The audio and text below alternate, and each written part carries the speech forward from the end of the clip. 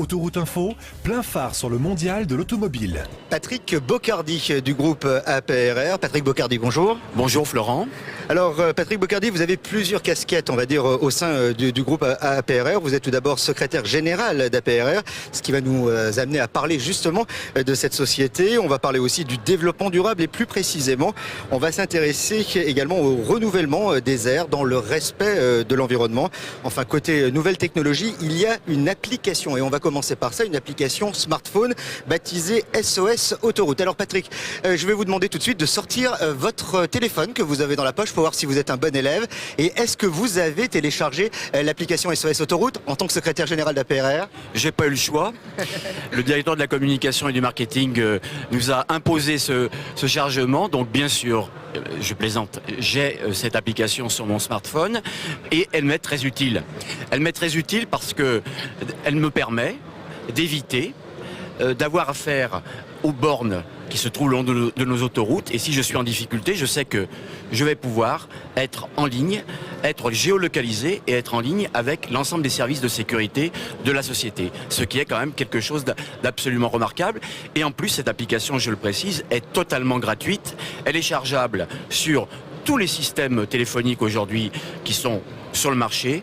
C'est la première fois qu'on a une application aussi simple et une application de service qui nous met dans une position très favorable par rapport à nos concurrents, on va dire.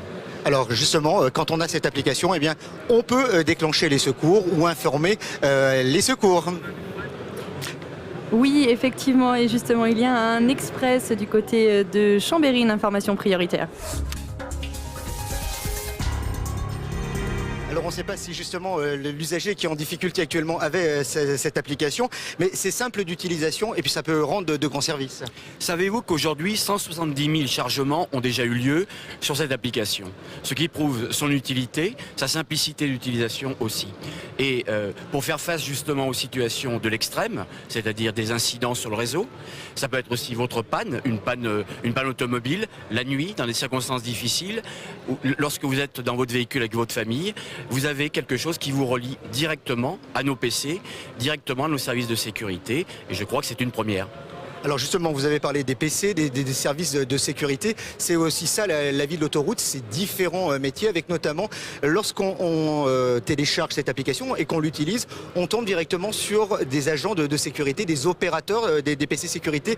Là aussi, ils ont un rôle très important. Ça fait partie du groupe APRR. Bien sûr, ce sont des professionnels. Dans les PC, nous avons des opérateurs qui sont en capacité de prendre des décisions. Lorsque les décisions les concernent directement, elles sont prises instantanément. Lorsqu'elles ont une ampleur, un volume supplémentaire, alors ils en réfèrent à leur hiérarchie et toute la chaîne de l'astreinte se met alors en marche pour la sécurité de l'ensemble des clients de notre groupe. Alors on va se déplacer un peu si vous le voulez bien Patrick sur le stand d'APRR. Alors on voit notamment il y a une autoroute virtuelle, une autoroute avec des voitures qui passent. Si on marche dessus, il se passe quelque chose. Alors vous m'invitez à marcher sur l'autoroute, ce qu'on n'a pas le droit d'habitude. Hein. Volontiers Florent. Alors d'abord, c'est pas une autoroute virtuelle. C'est un drone qui a filmé in vivo notre réseau et actuellement on se déplace sur une partie réelle de notre réseau et lorsque l'on marche, on peut avoir des effets interactifs, mais surtout on peut visualiser vraiment très directement la fréquence de notre réseau, la fréquence du trafic et aussi son danger. Alors quand je marche, il y a des petits icônes qui apparaissent. Là, si je marche ici, qu'est-ce que je vois? Tiens, alors Patrick, là, on vient de marcher. Alors on voit Autoroute Info, c'est par pur hasard. Autoroute Info qui est, comme vous le savez, la radio de notre groupe. Marchez encore un peu et vous allez marcher sur un autre service. Alors là, je vois... alors là, vous êtes... Alors, je marche sur le télépéage sans arrêt. Donc, bientôt, nos principales gares seront équipées du télépéage sans arrêt. Cela veut dire que nos clients qui ont un badge pourront passer à nos péages sans s'arrêter à une vitesse modérée, 30 km/h, mais pourront le faire pour gagner du temps. Et c'est une notion également d'environnement environnemental, puisqu'ils pourront sans s'arrêter éviter de polluer nos barrières de péage. Alors l'environnement, on en a parlé en introduction, c'est une notion importante pour le groupe APRR aujourd'hui. Le développement durable est une vraie réalité de notre groupe. Nous avons nommé il y a maintenant 3 ans une déléguée au développement durable, Claire Brun, qui est en ligne avec l'ensemble des acteurs qui exploitent l'autoroute, qui rénovent nos chaussées et qui aussi accompagnent de manière très coordonnée notre politique environnementale sur l'ensemble des réseaux APRR et AREA. On continue de marcher. Là, j'arrive justement sur des icônes qui me montrent les différentes aires de service. Alors, la station essence, restaurant. Alors, nous avons mis en place une nouvelle politique d'aménagement des aires de service et de repos.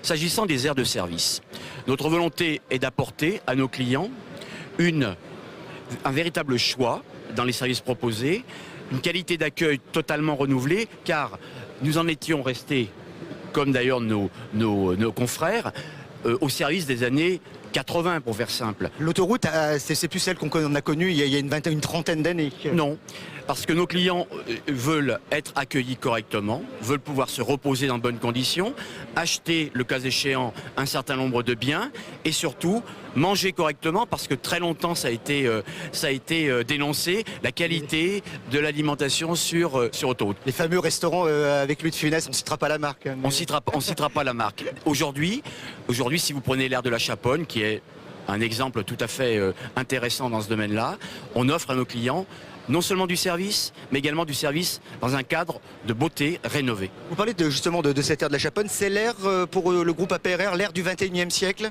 C'est un exemple, c'est pas le seul exemple, mais c'est un bon exemple de ce que nous voulons faire effectivement. Et si vous suivez dans les prochains mois, dans les 2 prochaines années, ces aménagements, vous verrez que les développements seront encore plus spectaculaires. En quelques mots, justement, il y a même une borne électrique de recharge pour les véhicules électriques. Ça peut paraître paradoxal, parce que les véhicules électriques sur autoroute, pourquoi une borne de recharge? Eh bien, c'est un service, on ne peut pas vouloir développer une politique de construction de véhicules électriques et de vente de ces véhicules si on n'a pas les services associés.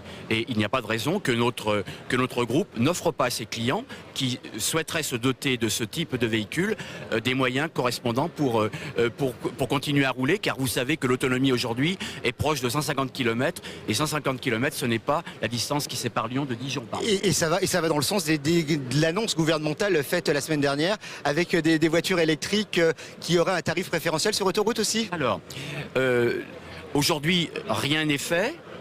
Il n'y a pas eu de négociation. C'est une annonce qui a été faite par le ministre du Redressement productif. Cette annonce mérite maintenant d'être discutée par les partenaires, ce qui n'est pas encore, alors nous parlons, le cas. Alors on va terminer avec justement votre dernière casquette au sein du groupe APRR. C'est gérant de CIRA, gérant d'Autoroute Info. Autoroute Info a fêté l'année dernière ses 20 ans.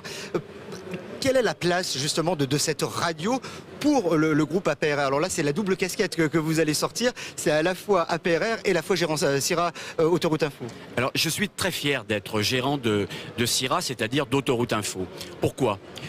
C'est pas une radio comme les autres. C'est une radio de service qui fait partie de nos obligations. Il faut avoir conscience que dans notre cahier des charges, nous avons bien sûr la nécessité d'entretenir le réseau, de le sécuriser, mais nous devons informer à tout moment notre clientèle des conditions de sécurité sur le réseau. Et Autoroute Info est un merveilleux vecteur pour le faire. Aujourd'hui, après 20 ans, on sait que ce format d'antenne est absolument parfait. Et on peut informer justement à tout moment en cas d'événement sur l'antenne d'Autoroute Info. Et c'est le cas justement avec une information prioritaire du côté du studio de Dijon.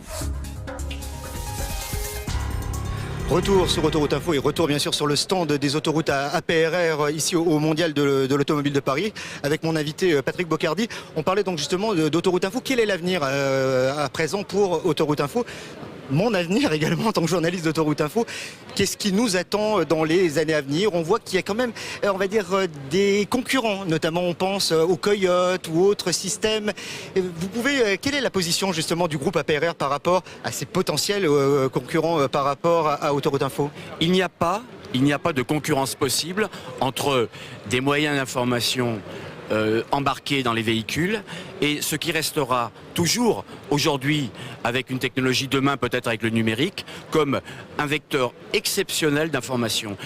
Personne ne pourra remplacer la voix et aussi la chaleur des informations qui sont communiquées par les journalistes d'Autoroute Info. On n'est pas dans une concurrence, on est plutôt dans la complémentarité. Patrick Bocardi, merci en tout cas de nous avoir reçus ici sur ce stand des autoroutes APRR. On rappelle que le mondial de l'automobile, et notamment si vous souhaitez venir visiter ici le stand des autoroutes APRR, c'est jusqu'à dimanche. Voilà Anne-Sophie, ainsi s'achève cette visite sur le stand des autoroutes APRR.